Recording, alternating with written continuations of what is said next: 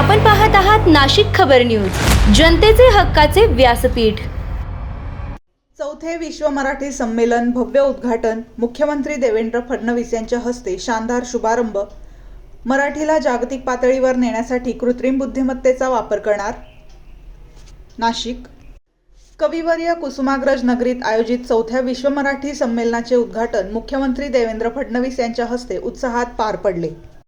KTHM महाविद्यालयाच्या प्रांगणात झालेल्या या देखण्या सोहळ्यात देश-विदेशातून आलेल्या मराठी बांधवांची उपस्थिती लाभली। मुख्यमंत्री फडणवीस यांनी यावेळी सांगितले, कृत्रिम बुद्धिमत्ता तंत्रज्ञानाच्या माध्यमातून मराठी साहित्य आणि ज्ञान जागतिक पातळीवर पोहोचवण्याचे कार्य मराठी भाषा विभाग करणार आहे। नव्या पिढीत संवाद कौशल्य विकसित करण्यासाठी भाषा प्रयोगशाळा सुरू करण्यात येणार असल्याची घोषणाही त्यांनी केली। जगभरातील मराठी माणूस महाराष्ट्राचा ब्रँड अँबॅसेडर म्हणून त्यांच्या माध्यमातून राज्याची संस्कृती आणि वैभव जगभर पोहोचते, असे त्यांनी नमूद केले।